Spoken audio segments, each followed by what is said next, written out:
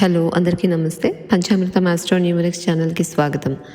మనకి 2025 సంవత్సరంలో ఈ యొక్క సంవత్సరంలో మే మంత్లో గురుడి యొక్క సంచారం జరగబోతుంది. ఓకే, సాధారణంగా పెద్ద గ్రహాలు గురుడు, శని, రాహుకేతువులు అంటే ఎక్కువ లాంగ్ పీరియడ్ ఒక్కొక్క రాశిలో ఉండే గ్రహాలు కాబట్టి ఇవి మాత్రము మూవ్ అయినప్పుడు స్పెషల్గా చెప్పుకోవాల్సి వస్తుంది.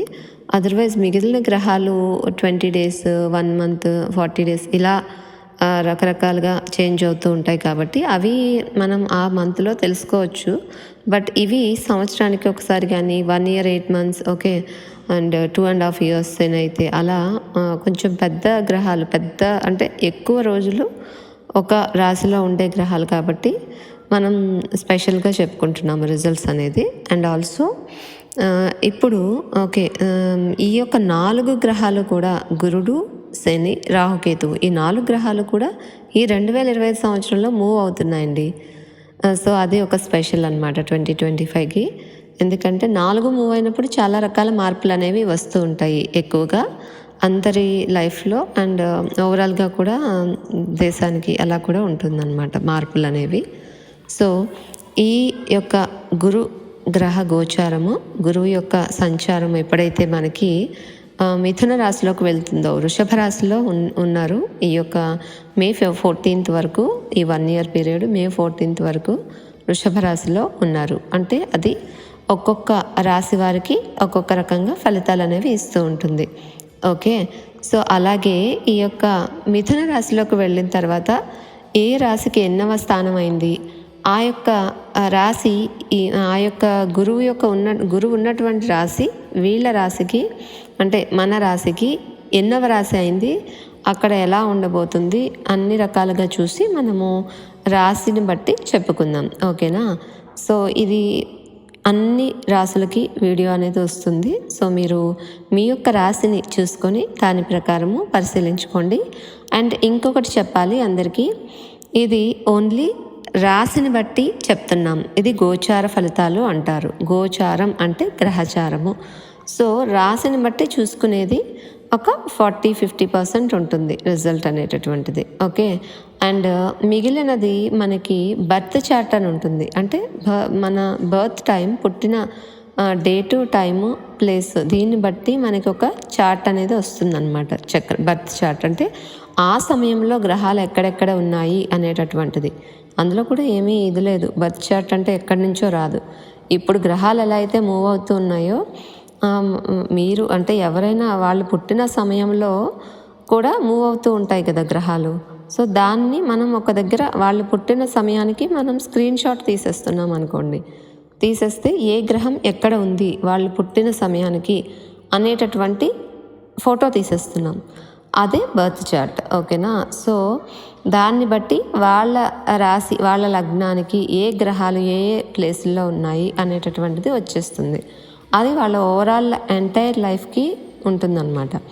అవి రిజల్ట్స్ అనేవి ఆధారపడి ఉంటాయి. ఈ గోచారం ఏంటి అంటే వాళ్ళ బర్త్ చార్ట్ని బట్టి ఓవరాల్ రిజల్ట్ ఇవ్వడం కోసం ఇప్పుడున్న సమయం కరెక్ట్ అయినదా కాదా అని మనకి చెప్తుంది. ఓకేనా, సో ఈ విధంగా గోచార ఫలితాలు చూసుకుంటూ బర్త్ చార్ట్ని పరిశీలించి గోచార ఫలితాలు చూసుకోవాలి.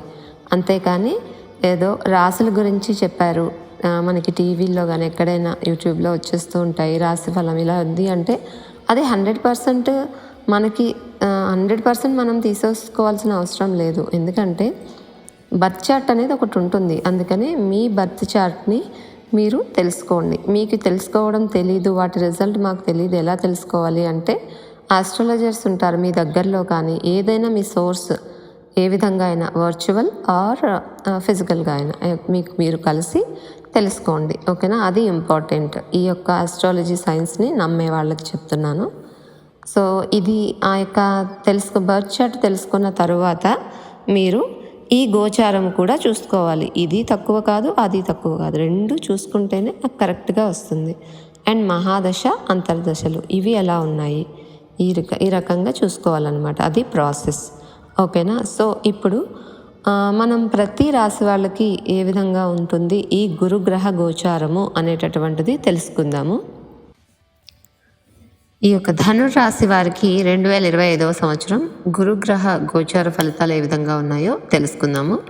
సో ధనుసు రాశికి చూసుకున్నట్లయితే కనుక వీరికి రాశ్యాధిపతి గురుడు. ఓకే, సో 2025 సంవత్సరం మే 14వ తేదీ రాత్రి వరకు కూడా మీ జన్మ రాశికి 6వ స్థానంలో ఉంటారు. ధనుర్రాశి వారికి 6వ స్థానంలో యోగాన్ని ఇవ్వడం లేదు.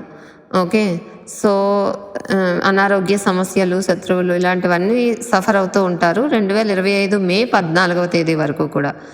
సో 6వ స్థానంలోనే 2025 మే 14 వరకు ఉంటారు కాబట్టి అప్పటి వరకు కూడా అనారోగ్యము, ఆర్థికపరమైన విషయాలు, అంతర్గతంగా ఉన్న శత్రువులు ఇలాంటివన్నిటి కూడాను ఒడిదుడుకులు అనేవి కనిపిస్తూ ఉంటాయి.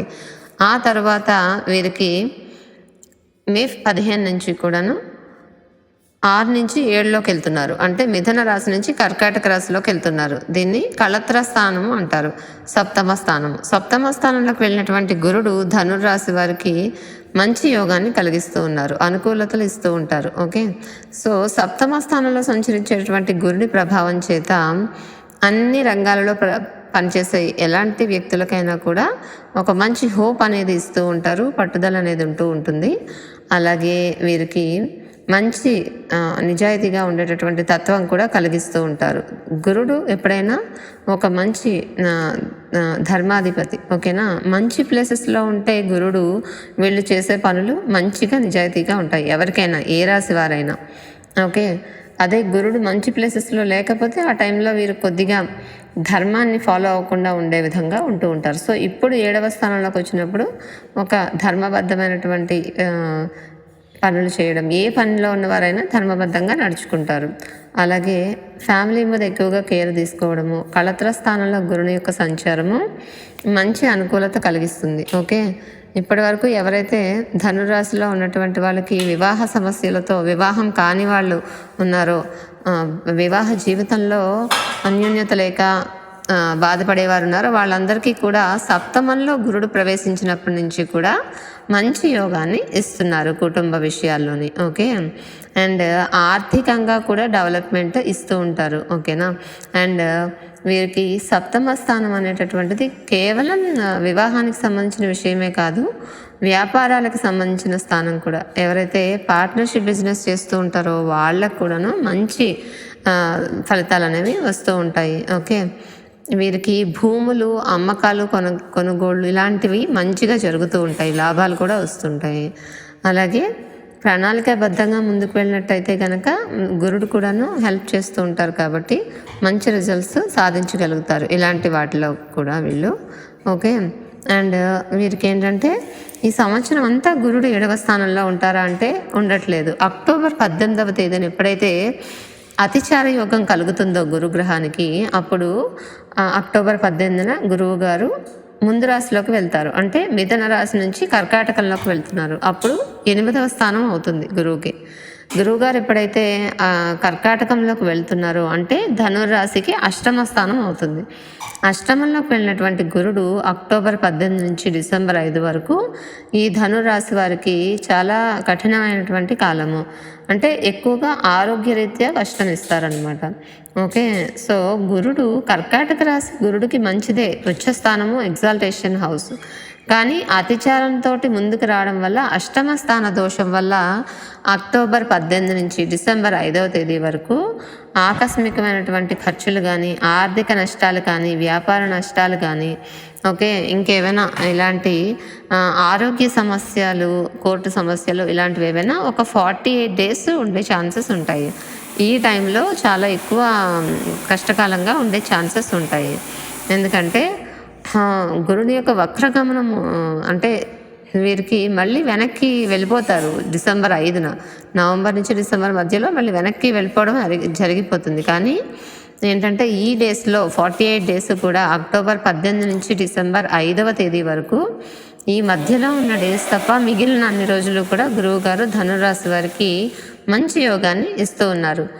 సో ఆ తర్వాత ఏదైతే మనం చెప్పుకున్న విధంగా డిసెంబర్ 5 వరకు ఇక్కడ ఉంటారన్నాం కదా. మళ్ళీ వెనక్కి మిథునంలోకి వెళ్ళిపోయిన తర్వాత మళ్ళీ ఏముండదు. మళ్ళీ వీళ్ళకి 7వ స్థాన ఫలితాలే ఇస్తారు. మంచి ముందు చెప్పుకున్న విధంగా 7వ స్థానంలో ఎన్ని మంచి ఫలితాలు పాజిటివ్గా ఇస్తున్నారో అవి ఉంటాయన్నమాట. ఓకే, సో అష్టమ స్థానాల్లోకి వెళ్ళినప్పుడు మాత్రము కొంచెం జాగ్రత్తగా వీళ్ళు రెమెడీస్ ఫాలో అయ్యి ఇది చేసుకోవాలి. ఎప్పుడు రెమెడీస్ చేసుకోవడం వల్ల మంచిగా ఇస్తారు. అంటే